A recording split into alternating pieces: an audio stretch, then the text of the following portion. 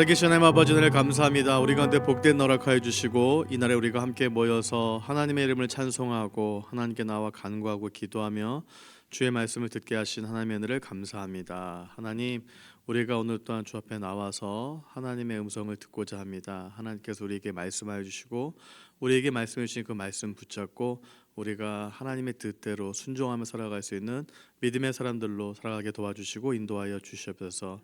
오늘 이 자리에 오신 우리 사랑하는 성도님들, 여러 가지 상황과 환경 가운데서 오늘 이 자리에 왔는데 그 모든 상황과 환경을 아시는 하나님 아버지께서 순적함으로 또 주님께서 그 걸음들을 아름답게 인도하여 주시기를 기도합니다. 감사드리며 예수님의 이름으로 기도드렸습니다. 아멘. 오늘 하나님께서 우리에게 주신 말씀은 느헤미야 1장 1절부터 11절까지의 말씀입니다. 느헤미야 1장 1절부터 11절까지의 말씀입니다.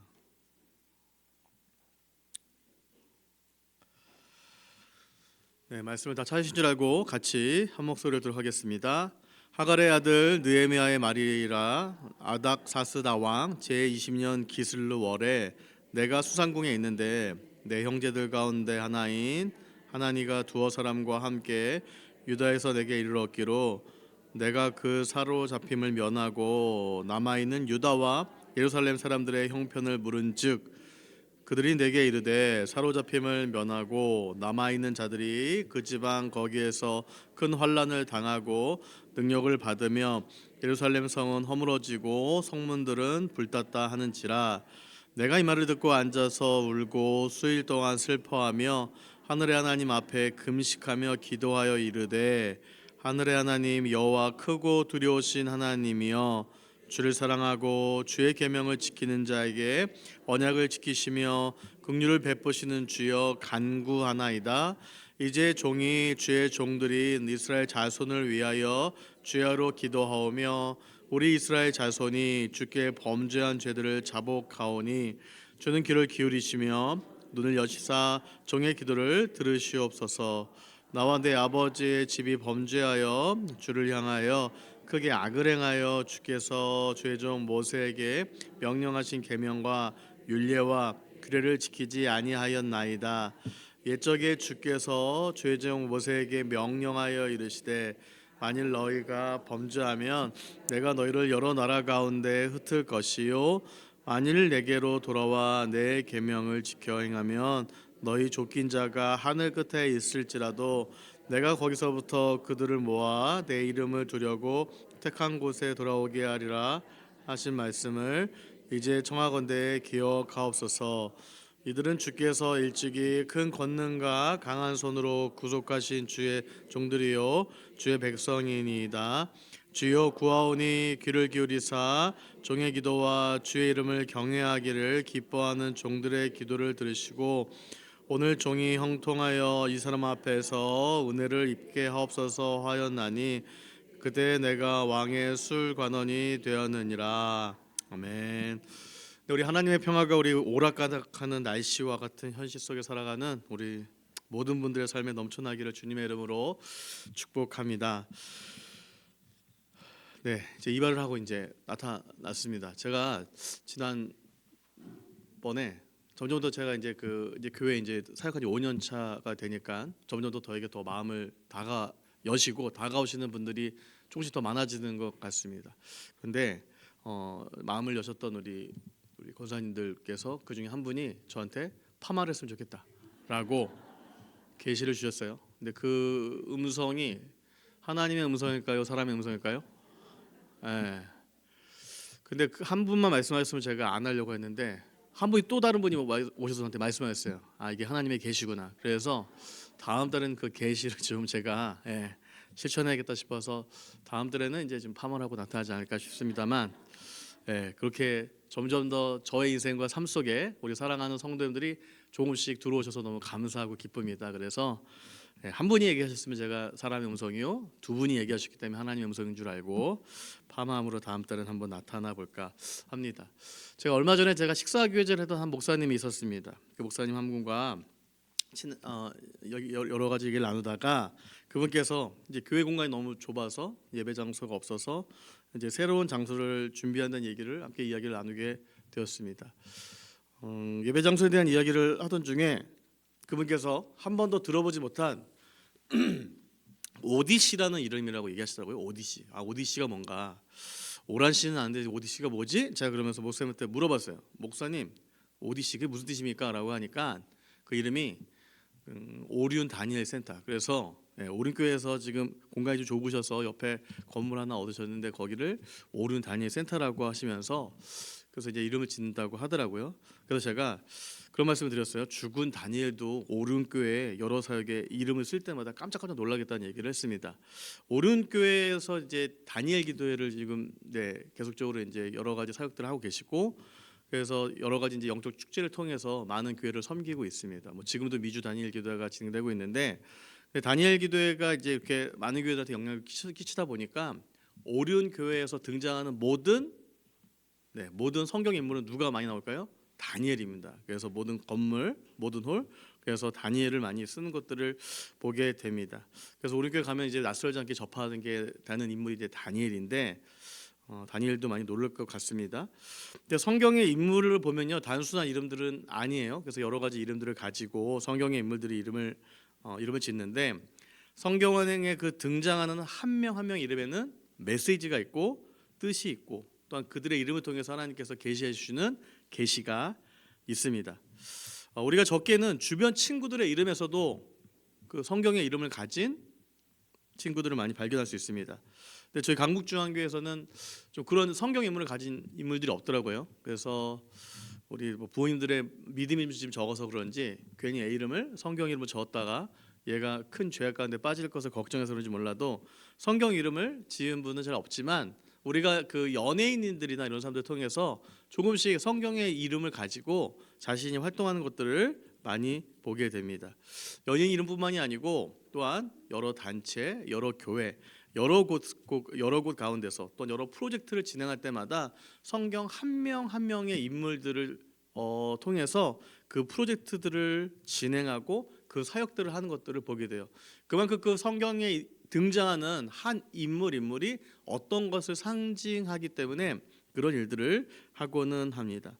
오늘 제가 여러분들과 함께 같이 보고 싶은 한 인물이 있는데, 그 사람은 바로 느헤미야라는 사람입니다.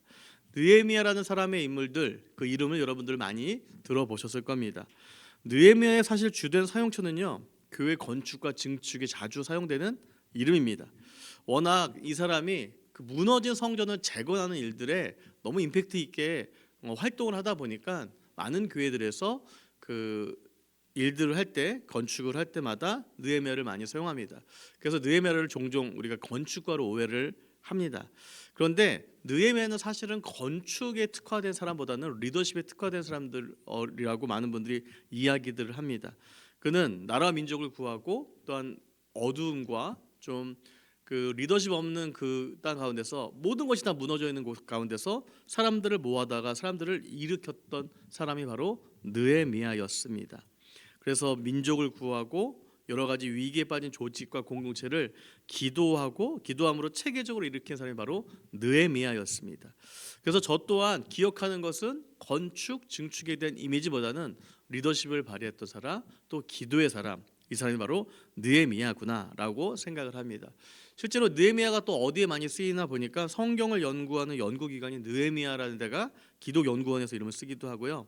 앤드 스탠리가 쓴 책 제목은 비저니어링, 그러니까 비저너리로서 어떻게 우리가 이 시대에 무너진 것들을 세워갈 것인가에 대한 이야기들을 하는 걸 보면서 바로 이 느헤미야가 단지 건축과 증축에 쓰인 사람이 아니라 기도의 사람, 하나님께서 주신 소명과 사명을 가지고 그 비전을 이뤄갔던 사람이 바로 느헤미야입니다. 자, 그렇다면은 우리가 오늘 하나님께서 우리에게 주신 말씀인 느헤미야 1장 1절부터 11절까지 말씀을 통해서 느헤미야가 누구이며 하나님께서 이 시대의 느헤미야를 통해서 저와 여러분의 삶 가운데 원하시는 것이 무엇인지에 대해서 우리가 오늘 본문 말씀을 통해서 한번 우리가 보고자 합니다. 그렇다면 먼저 우리가 알아야 될 것이 있다면 바로 느헤미야가 누구냐는 것입니다. 느헤미야가 누군지에 대해서 오늘 1절 말씀에는 이렇게 소개를 하고 있어요. 하갈의 아들 느헤미야의 말이라. 아닥사스다 왕 제20년 기슬로 월에 내가 수상궁에 있는데, 11절에는 이렇게 이야기하고 있습니다. 주여 구하오니 귀를 기울이사 종의 기도와 주의 이름을 경외하기를 기뻐하는 종들의 기도를 들으시고 오늘 종이 형통하여 이 사람 앞에서 은혜를 입게 하옵소서 하였나니 그때 내가 왕의 술 관원이 되었느니라. 자, 여기 이 두 구절을 통해서 우리가 느헤미야가 어떤 사람인지에 대해서 좀 상상하고 추측해 볼 수가 있습니다. 느헤미야는 남성이었을까요? 여성이었을까요? 남성이죠. 여러분 어떻게 하셨어요? 1절에 아들이라고 나와 있습니다. 그래서 아들이니까 남성일 것이라는 우리가 생각을 할 수 있습니다. 그리고 느헤미야가 일하던 직장은 수산궁이라는 직장이었어요. 그러니까 그 당시에 이제 왕의 궁이 한 4군데가 있었는데 그 중에 한 군데에서 일하던 사람이었고요. 그는 술 관원이었습니다. 먹거리를 관장하는 사람이었습니다. 그가 일하던 시대에 그 다스리던 왕의 이름은 아닥사스다 왕이었습니다. 그러니까 아닥사스다 왕 시절에 수산궁에서 술 맡은 관원을 일을 했던 사람, 바로 남자로서 이 사람이 바로 느헤미야였습니다. 이 느헤미야라는 이름의 뜻은 네헤므야라는 불쌍히 여기다, 위로하다라는 의미의 이름의 뜻을 가지고 있고, 그래서 하나님의 신명인 예흐와, 이게 우리나라 말이 아니라서 말이 좀 어려운데 이 얘기가 결합해서 만들어진 이름이 느헤미야인데 그 뜻은 여호와께서 위로하신다, 하나님께서 위로하신다는 뜻의 신앙적 이름을 가지고 있는 사람이 바로 느헤미야였습니다. 느헤미야는 이스라엘이 포로로 되어서 끌려가던 시대에 태어났던 사람이었습니다. 아마 이 느헤미야라는 이름을 이렇게 지었던 이유가 있다면 당시의 시대적인 것들을 반영했던 것 같아 보입니다. 그의 아버지 하가랴가 당시 범죄에 대한 하나님의 징계로 이방인의 포로가 되었어. 우리 이스라엘 자손들은 이방인의 포로가 되었어. 그래서 하나님께서 우리를 좀 긍휼히 여기셨으면 좋겠다, 이런 마음들을 가지고 지어진 이름이 바로 느헤미야입니다. 느헤미야가 살던 시대는, 느헤미야는 이스라엘 사람이었지만 이 느헤미야는 이스라엘이라는 나라에서 살던 사람은 아니었습니다. 느헤미야는 바로 그 당시에 이스라엘 민족을 지배하던 페르시아라는 나라에서 속해서 살던 사람이 바로 느헤미야였습니다. 느헤미야서는 또 에스라에서도 연결이 되어 있는데 느헤미야서가 쓰여진 시대는 이런 시대였습니다. 스룹바벨을 중심으로 이루어진 1차 포로 귀환과 예루살렘 성전 재건, 에스라를 중심으로 이루어진 2차 포로 귀환과 신앙개혁 운동, 그리고 느헤미야에 의한 3차 귀환과 그 이후에 진행된 예루살렘 성벽 재건. 다시 말해서 이스라엘은 이미 나라를 잃어버리고 흩어졌던 사람들이었어요. 그들은 자신들의 나라가 존재하지 않는 사람들이었어요. 그런데 하나님의 은혜로 하나님께서 은혜를 베푸셔서 그 이방 나라의 왕들을 하나님께서 만나주시고 이스라엘 백성에게 다시금 은혜를 베풀어 주셔서 그들이 다시금 돌아올 수 있는 시간과 사건과 환경을 하나님께서 허락해 주시고 있습니다. 여러분, 나라가 없어졌습니다. 우리 한국도 나라가 없어졌던 적이 있었죠. 36년간 나라가 없어졌어요. 여러분, 36년을 제가 계산해 보니까 굉장히 짧은 기간은 아닙니다. 우리가 보통 아이가 태어나서 그냥 정체성을 가지고 성인이 되기까지 대략 우리가 몇 년을 계산하나요? 20년입니다. 자, 20년보다도 더 많은 세월, 36년. 그래서 그 36년 기간 동안 한국은 여러 가지 좀 어려움과 고통을 겪죠. 그만큼 우리 한국도 그 36년의 기간 동안 나라의 기둥뿌리가 흔들렸던 우린 그런 경험들을 가지고 있습니다. 하물며 우리 이스라엘이 나라를 잃어버린 건요, 사실 우리가 상상할 수조차 없는 기간에 의해서 이스라엘은 그 기간 동안 자신들의 나라를 잃어버리고 살아갑니다. 그럼에도 불구하고 그들에겐 항상 한 가지 가지고 있었던 마음이 있었어요. 뭐냐, 우리는 이스라엘 백성이야. 하나님께서 택하신 이스라엘 백성이에요. 비록 지금은 힘들고 어렵고 흩어져 있고 우리가 지금은 볼품없는 민족이지만, 그러나 언젠가 하나님께서 우리를 다시금 모으실 거예요. 다시금 우리로 하여금 모아서 하나님을 예배하게 하실 거야 라는 믿음을 가지고 살던 사람들이 바로 이스라엘 민족이었습니다. 그리고 특별히 오늘 성경에 등장하고 있는 느헤미야는 그런 민족적 정체성이 더 강했던 사람이었습니다. 자, 그런 그였기 때문에 그가 오늘 자신의 왕궁에서 만난 자신의 동족의 사람들에게 그는 이런 질문을 합니다. 우리 2절 말씀을 같이 한번 읽어보도록 하겠습니다. 자, 읽겠습니다. 시작. 내 형제들 가운데 하나인 하나니가 두어 사람과 함께 유다에서 내게 이르렀기로 내가 그 사로잡힘을 면하고 남아있는 유다와 예루살렘 사람들의 형편을 물은즉. 네, 지금 뭐라고 얘기하고 있습니까? 유다에서 몇몇 사람들이 찾아왔어요. 찾아와서 그 사람들이 자신 있는 수상공에 있던 사람들이 아니라 다른 곳에 있던 사람들이었죠.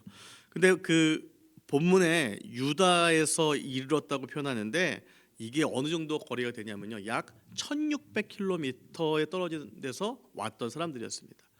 서울에서 부산까지가 우리나라가 대략 계산할 때 한 450km라고 하거든요. 그러면 대략 계산해 보면 서울과 부산을 왕복을 2번 했던 정도의 거리에서 이 바로 느헤미야를 만나러 왔던 사람들이 있었습니다. 자, 이 정도 당시 이동 수단으로 이거를 계산하면 약 2개월 정도의 거리에 있던 사람들이 느헤미야를 만나러 온 것이었습니다. 자, 멀리서 오는 이들에게 뭐 너무너무 고생했겠죠. 그 고생했던 이들에게 느헤미야가 궁금했던 것은 자신의 민족의 현재 상황이었어요. 우리 민족이 어떻게 되었습니까? 지금 여러 가지 이야기들이 있었고 여러 가지 사건들이 있었는데 지금 어떤 상황 가운데 있습니까? 나라가 위기에 빠졌다 그래서, 나라가 어렵다 그래서 모두가 나라에 대한 관심을 가지고 있지는 않습니다. 모두가 하나님의 부르심을 받았다고, 모두가 선민이라고 해서 똑같은 생각을 가지고 어떤 사건을 대하지 않아요. 근데 느헤미야는 달랐던 사람이었어요. 왜요? 느헤미야는 민족에 대한 하나님의 부르심에 대해서 특심이었던 사람이었습니다. 그렇기 때문에 그가 바로 자신을 찾아왔던 자신의 민족에게 처음 물어봤던 것, 우리 민족은 지금 어떻게 되었습니까? 우리 민족은 지금 어떤 모양으로 있습니까? 라고 그는 물어보고 있는 상황이었습니다. 비록 나라는 없어졌지만 그래도 하나님이 택하신 하나님의 약속을 그는 믿고 있었고 기억하고 있었어요. 그래서 그의 가슴 속에, 그의 머리부터 가슴 속에 하나님의 이스라엘 민족에 대한 기대와 소망을 그는 버리지 않고 자신이 주어진 삶의 현실에서 최선을 다하고 있던 사람, 그 사람이 바로 느헤미야였습니다. 그래서 느헤미야는 그런 질문을 합니다. 여러분, 질문에는 힘이 있습니다. 질문에는 능력이 있습니다. 질문에는요, 관심도 있고 방향도 있습니다. 우리 상담가들과 정신과 의사들, 여러분, 그분들이 많은 문제를 해결해 주는 것 같아 보이지만 사실 그분들이 가장 많이 하는 건 뭐냐면 질문을 많이 합니다. 어떤 방향의 질문을 하냐에 따라서 우리 그 내담자가 가지고 있는 문제들을 끄집어냅니다. 그래서 좋은 질문이 좋은 답을 나오게 하고, 좋은 질문이 그 꼬여버린 모든 상황들을 잘 풀어주게 하는 것이 바로 좋은 질문입니다. 수사라는 수사관들도 마찬가지죠. 질문을 하죠. 그리고 억울한 이의 억울함을 풀어주는 사람들의 질문도 마찬가지입니다. 그리고 우리 병원에 가면 여러분, 의사들이 가장 많이 하는 질문들이 뭡니까? 어떻게 오셨어요? 어떤 증상이 있어요? 근데 의사들이, 여러분, 우리가 항상 믿음을 가지고 가죠. 다 고쳐줄 거예요. 근데 그분들이 어떻게 알아요? 어디가 아픈지 모르죠. 그렇기 때문에 항상 어떤 문제를 해결하기 위해서는 여러분 가장 먼저 해야 될 게 뭡니까? 질문입니다. 여러분들은 이제 오늘 또 점심 식사하시고 또 누군가 만나고 또 교제하시죠? 교제하실 때마다 여러분 가장 무슨 얘기부터 하세요? 여러분들의 얘기를 먼저 막 풀어내십니까? 아니죠. 누군가 질문하고 답하고 질문하고 답하고 질문하고 답하면서 어떤 상대방의 상태를 알아갑니다. 언제나 이런 질문에는요, 개인의 관심도 있고 개인의 방향성도 있습니다.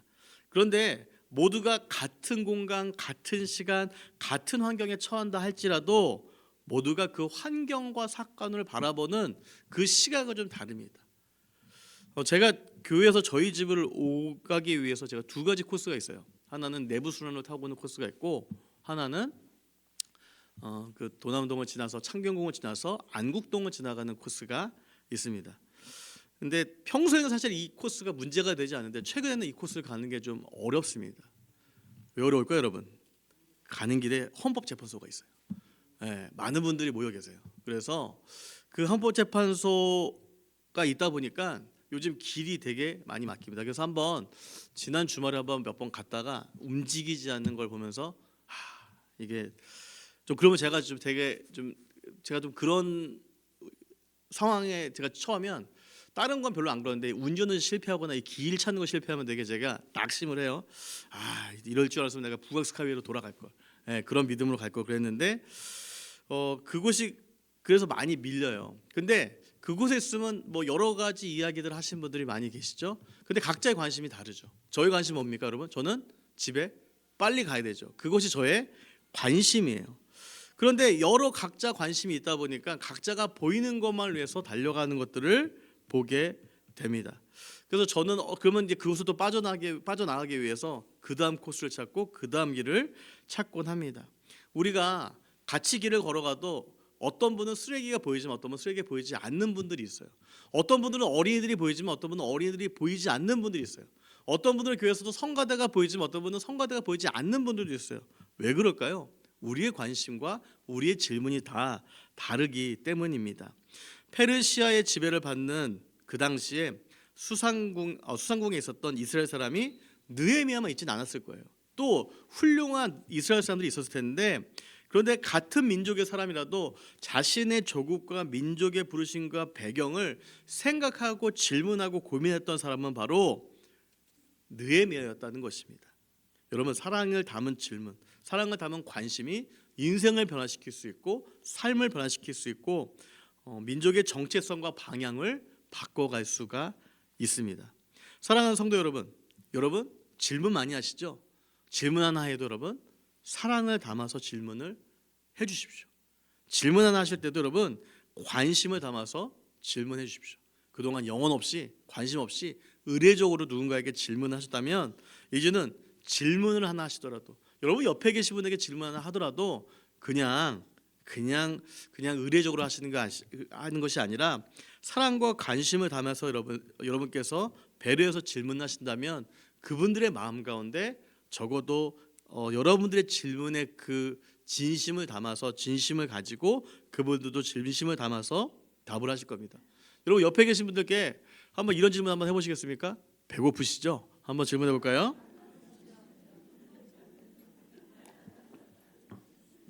자, 그럼 사랑을 담아서 한번 답해 보시겠습니까?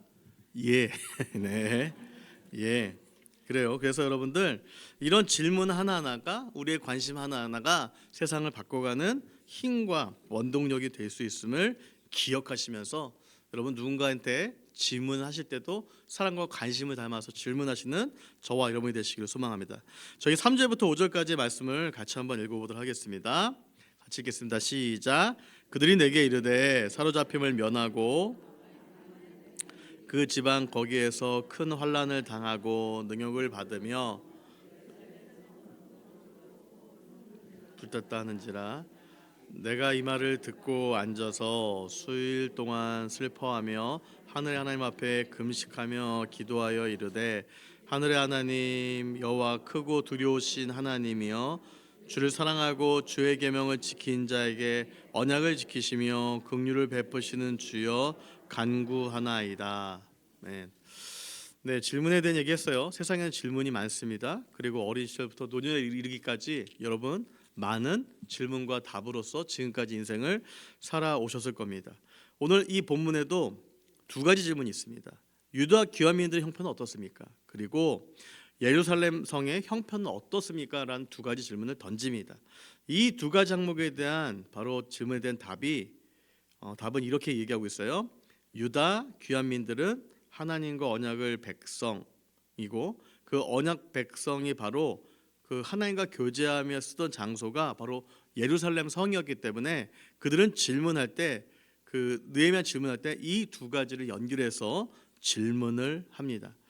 이는 당시 포로 생활을 마치고 예루살렘으로 그 귀환했던 이스라엘 자손들이 정치적으로, 경제적으로, 군사적으로 매우 열악한 상태에 있었던 사람들이었어요. 그렇기 때문에 그들은 많은 세력들로부터 핍박도 받고 조롱을 받고 있는 상태였습니다. 이스라엘 자손들은 스스로를 하나님의 선택받은 선민 의식을 가지고 살아왔던 사람이었어요. 그러니까 주변에 있는 사람들이 얼마나 그들로 하여금 조롱하고 그들을 탓하며 뭐라고 이야기했겠습니까? 그들은 선민 의식 때문에 버텼지만 반대로 선민 의식 때문에 그들은 핍박을 받고 살아왔던 사람들이었습니다. 선민 의식. 야, 하나님께서 너희를 택했는데 너희들은 왜 나라가 없어졌어? 야, 하나님께서 너희 가운데 함께 하시는데 너희들은 왜 이렇게 살고 있어? 가끔 이스라엘과 한국을 동일선상에서 비교하는 글을 보고는 합니다. 그 비교의 결과가 한국 또한 선민의식을 가지고 살아가야 된다는 설득을 하곤 합니다. 나름 이해가 됩니다. 저희 한국의 좁은 국토 면적과 지정학적 위치 그리고 수많은 침략 속에서도 국권이 살아났고 나라를 잃었음에도 불구하고 나라를 잃어버리지 않고 다시금 우리가 나라를 가지고 살고 있다는 것이 우리도 이스라엘처럼 우리도 선민이야 라고 이야기하던 사람들이 있습니다. 예수를 모르던 민족이 여러분 예수를 주로 고백했어요. 근데 예수를 주로 고백했던 나라가 선교사를 파송한 나라가 됐습니다. 근데 예수를 모르던 민족이 예수를 주로 고백할 수도 있고 선교사를 파송할 수도 있어요. 그런데 오랜 시간 가난과 배고픔에 빠져 살던 나라가 가난을 극복하고 먹고 살 수 있는 나라가 되었습니다. 그리고 문화의 변방, 세상의 변방했던 나라가 이젠 여러 나라에서 오고 싶은 나라가 되었습니다. 여러분 대한민국 여권을 가지고 계실 거예요. 대한민국 패스포트를 가지고 계실 겁니다. 대한민국 패스포트가 미국 패스포트보다 훨씬 더 많은 나라를 갈 수 있습니다. 그리고 대한민국의 여권이 훨씬 더 많은 사람들에게 인기가 있다고 하는 얘기를 제가 전에 알고 지냈던 국정원 직원한테 들었던 얘기가 있습니다. 여러분 우리나라가 그만큼이 되었습니다. 자, 많은 사람들이 이렇게 된 거에 대해서 여러 가지 해석을 해요. 여러 가지 이야기들 합니다.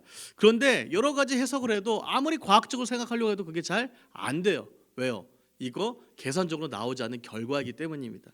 그렇기 때문에 우리 한국이 이렇게 된 것 저도 하나님께서 우리를 택해서 우리를 여기까지 인도하셨다고 저도 믿어 의심치 않습니다. 여러분 가운데도 우리가 이렇게 된 것이 하나님의 특별한 은총과 은혜가 있었기 때문에 여기까지 온 것이라고 믿고 사셔도 여러분 사시는데 괜찮을 것 같습니다. 근데 이렇게 선민의식을 갖고 사는 것에서 끝나면 거기서 안 돼요. 우리가 또 해야 될 게 뭐냐? 또 그 선민의식에서 끝나는 것이 아니라 그 생각들이 우리의 삶을 통해서 행동으로 열매로 맺어지는 우리가 삶을 살아야 된다는 거예요. 이들 가운데 선민의식은 있지만 이들의 현실은 너무 처참해요. 3절 말씀에 사로잡혀 면하고 남아있는 자들이 그 지방 거기에서 큰 환난을 당하고 능욕을 받으며 예루살렘 성은 허물어지고 성문들은 불탔다 이렇게 표현을 합니다. 모든 것이 다 무너졌어요. 저는 이렇게 다 무너진 것을 최근에 일어난 범죄 중에서 가장 가슴에 와닿았던 것이 저는 전세 사기라고 생각을 했습니다. 전세 사기 여기 있는 분들 가운데 그게 와닿는지 모르겠지만 20대 30대 모든 것을 다해서 자신의 전 재산을 들였던 청년들에게 이 전세 사기는 하루아침에 삶을 무너뜨리는 너무나도 극악무도한 범죄입니다. 바로 그렇게 자신이 견딜 수 없을 만큼의 이 전세 사기로 인해서 어떤 분들은 스스로 생을 끊기도 한다는 소식을 우리는 종종 접하곤 합니다. 왜요? 이것이 나라를 잃은 것만큼의 크나큰 아픔이요 슬픔의 사건이기 때문입니다. 지금 이스라엘도 바로 이것보다 더한 고통 가운데 나라를 잃어버리고 이들은 계속적으로 핍박을 받으며 살고 있었습니다. 자, 이런 민족의 모습들을 보면서 느헤미야가 어떻게 했는지 우리 4절 5절 말씀을 다시 한번 읽어볼까요? 시작. 내가 이 말을 듣고 앉아서 울고 수일 동안 슬퍼하며 하늘의 하나님 앞에 금식하며 기도하여 이르되 하늘 하나님 여호와 크고 두려우신 하나님이여 주를 사랑하고 주의 계명을 지키는 자에게 언약을 지키시며 긍휼을 베푸시는 주여 간구하나이다.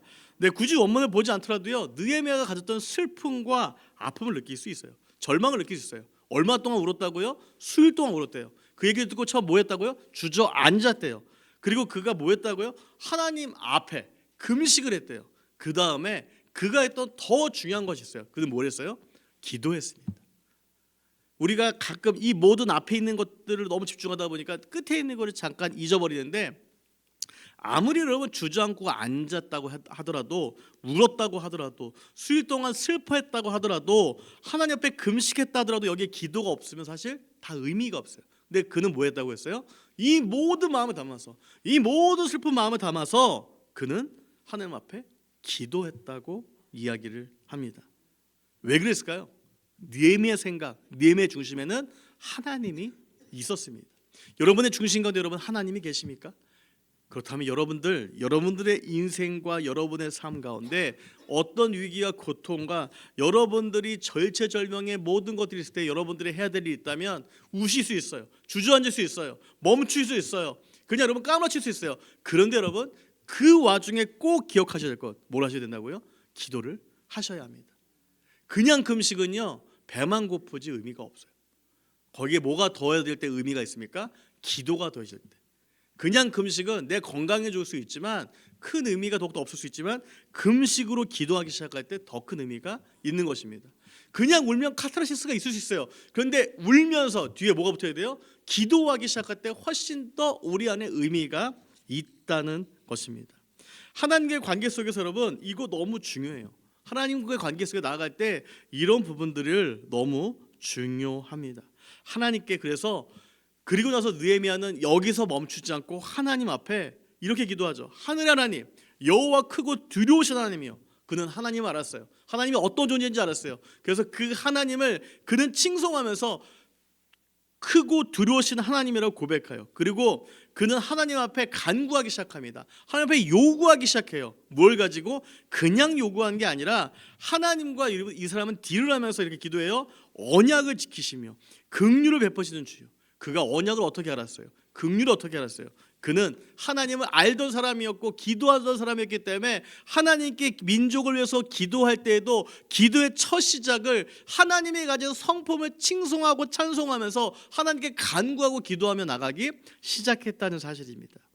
여러분 하나님께서 우리를 구원하신 다음에 여러분들은 어떻게 하셨을까요?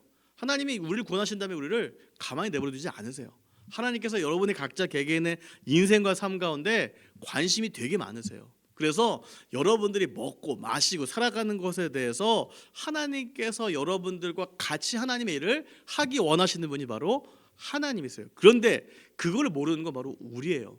그거를 알 수 있는 방법은 느헤미야와 같이 하나님과 나보다 동행하며 하나님 앞에 열심히 간구하며 기도하며 하나님과의 친밀함이 우리 가운데 점점 더 나아갈 때에 어떻게 된다고요? 하나님께 이렇게 기도할 수 있는 거예요. 그래서 느헤미야는요, 선민으로서 어떻게 살아갈지 아는 사람으로서요, 이웃과 공동체의 문제에 관심을 기울일 줄 아는 사람이었고, 삶의 문제가 찾아올 때 무엇을 해야 될지를 아는 사람이었고, 그는 기도를 통해서 하나님과 대화할 줄 아는 사람이었습니다. 저는 느헤미야의 기도를 보면서 지금 이 시대에 바로 우리에게 필요한 마음의 자세, 삶의 자세, 기도하는 이의 자세, 바로 우리 가운데 느헤미야와 같은 사람들이 필요합니다. 오늘 하나님께서 여러분들을 느헤미야와 같은 기도한 사람으로 부르고 계십니다. 왜 그럴까요? 왜 여러분들을 그렇게 여러분들을 부르고 계실까요? 나라가 너무 어렵습니다. 나라가 절체절명의 위기에 있습니다. 제가 아까 말씀드렸죠? 여기서 여러분 조금만 나가시면 정말 극도로 분열되어 있는 나라와 민족을 볼 수 있습니다. 저도 이게 많이 산 건 아니라고 하지만 그래도 한 반세기 살아오면서 저도 여러 시위의 현장도 가봤고 여러 모습들도 많이 봤는데 지금만큼 나라가 시위뿐만이 아니고 경제적으로 여러 가지로 이렇게 위기 있던 적이 잘 없었던 것 같습니다. 그런데 지금은 더욱더 많은 문제들이 있습니다. 근데 문제는 뭐냐면요, 자신들의 의견들을 이야기할 수 있고 자신의 생각을 이야기할 수 있는데 그 의견을 이야기하면서 상대를 적대시하면서 죽여야 될 대상으로 생각하고 있다는 거예요. 여러분, 우리가 믿는 신앙이 누굴 믿어요? 우리가 예수님 믿잖아요, 그죠? 예수님 믿는 우리 가운데 예수님께서 우리 가운데 말씀하셨던 것, 상대방이 나와 의견이 다르니 그들을 죽여가면서 너희들은 시위나 너희들은 어떤 의견을 표출할 것이라고 말씀하신 적이 있었나요? 아니에요. 내 이웃을 내 몸과 같이 서로 사랑하라. 어려워요. 생각이 다른 사람을 여러분 사랑하기가 쉽지 않습니다. 그런데 우리가 다른 거 잘 모르지만, 자세한 건 모르지만 우리가 아는 것 한 가지, 그건 뭐예요? 우리가 예수님의 이름으로 기도해야 되는 거 아니에요? 우리가 예수님의 사랑을 담아서 기도해야 되는 거 아니에요?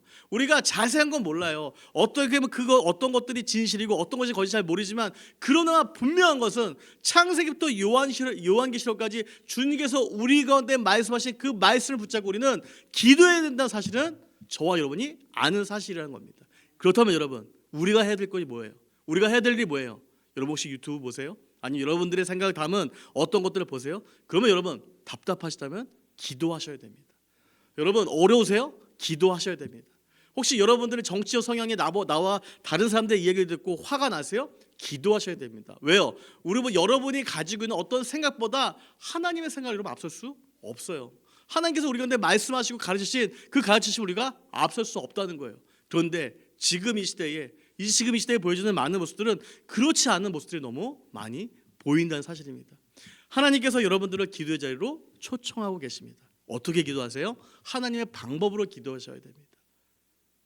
사랑하는 성도 여러분, 주님께서 이 시대에 이 위기에 빠진 한국을 여러분의 기도를 통해서 하나님께서 새롭게 하실 것을 여러분들이 기억하시면서 여러분 이 위기의 시대에 하나님의 사랑을 담아서 주님께서 가르쳐 주셨던 그 마음을 담아서 기도함으로 나아가는 저와 여러분 되시기를 주님 여러분 축복합니다.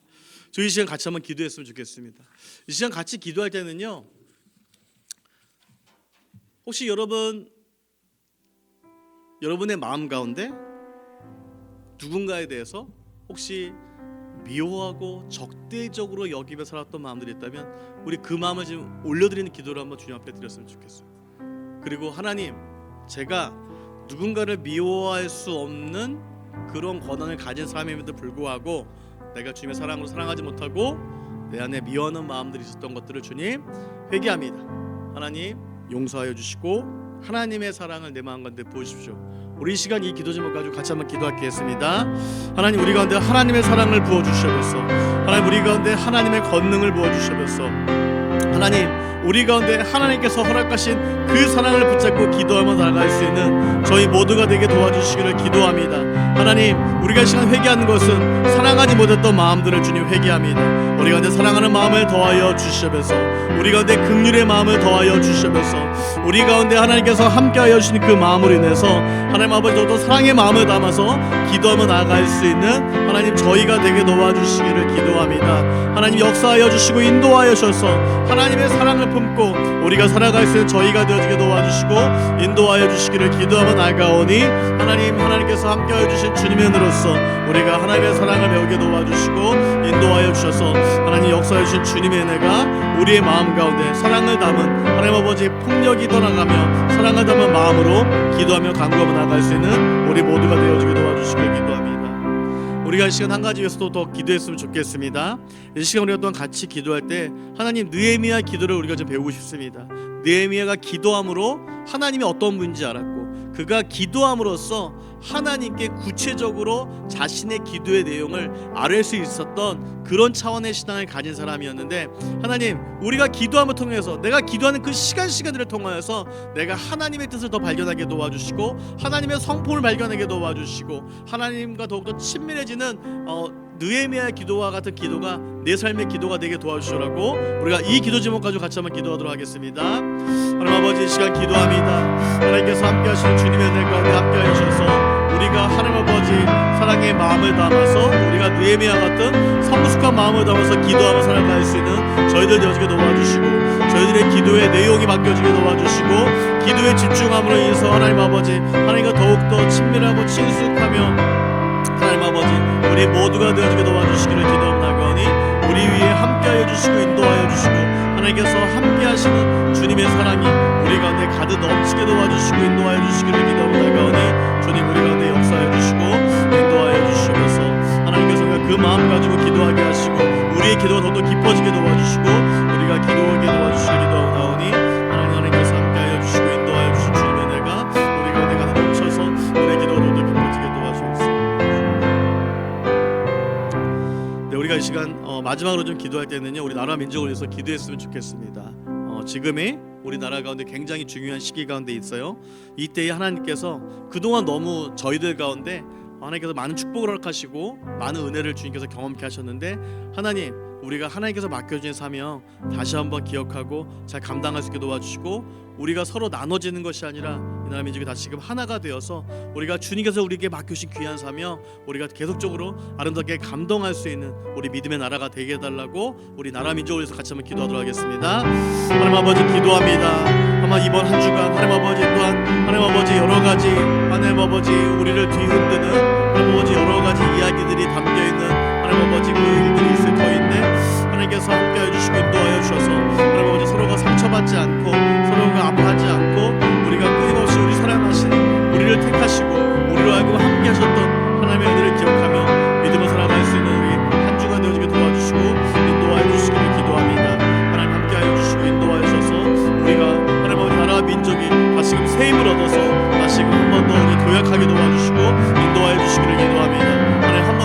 축복하는 우리의 시간을 되어주게 도와주시고 하나님께서 우리들을 불쌍히 계시고 국민하게 주셔서 하나님께서 함께 하시는 주님의 은혜가 우리 가운데 가득 넘치게 도와주시고 인도하여 주시길 기도합나가오니 인도하여 주시고 역사하여 주셔서 하나님께서 함께 하시는 주님의 나라가 우리 가운데 가득 넘치게 도와주시길 기도합니다. 우리 함께하여 주시옵소서. 살아계신 하나님 아버지, 이 시대 가운데 많은 위로를 필요로 하는 사람들이 있습니다. 하나님, 느헤미야 이름이 여호와께서 위로하신다는 뜻처럼 오늘 이 시간 하나님의 말씀을 들은 우리 사랑하는 성도님들, 하나님께서 또 느헤미야와 같은 사람으로 사용하여 주시고 우리 성도님들을 만나는 사람들마다 우리 성도님들을 통하여서 많은 사람들이 위로받게 도와주시기를 기도합니다. 하나님, 희망이 없고 절망이 넘쳐나는 이 시대 가운데 하나님만이 참된 위로가 되심을 우리가 함께 고백하며 함께 이때 더욱더 구체적 기도의 제목을 가지고 나라와 민족을 위해서 기도하며 살아갈 수 있는 저희 모두가 되어지게 도와주시기를 기도합니다. 하나님의 사랑과 하나님의 섬김이 하나님 아버지 이 땅 가운데 저희들의 삶의 모습들을 통해서 실현되어지게 도와주시옵고, 하나님, 느헤미야가 절체절명의 위기에 그 사랑을 담아서 간절히 간구했던 것처럼 저희도 기도를 멈추는 죄를 저희도 범하지 아니하는 가운데 저희도 나라 민족을 위해서도 또 기도하며 하나님께서 그동안 인도하셨던 것들에 감사하며 다시금 우리가 새로운 힘을 얻어서 하나님께서 이 나라 민족을 쓰실 걸 기대하며 우리가 예수 잘 믿는 민족, 우리 복음 가운데 서 있는 귀한 민족 되어지게 이 민족을 축복하여 주시고 우리 사랑하는 성도님들의 삶을 축복하여 주시기를 기도합니다. 하나님의 귀한 애 감사드리며 예수님의 이름으로 기도드렸습니다. 아멘. 우리 주님께서 가르쳐 주신 기도로 모든 예배를 마치도록 하겠습니다. 하늘에 계신 우리 아버지여, 이름이 그로 격용을 받으시오며 나라의 마옵시며 뜻이 하늘에서 이룬 것 같이 땅에서도 이루어지이다. 오늘날 우리에게 용할 양식을 주옵시고 우리가 우리에게 죄 지은 자를 사하여 준 것 같이 우리의 죄를 사하여 주옵시고 우리를 시험에 들게 하지 마옵시며 다만 악에서 구하옵소서. 나라와 권세와 영광이 아버지께 영원히 있사옵나이다. 아멘.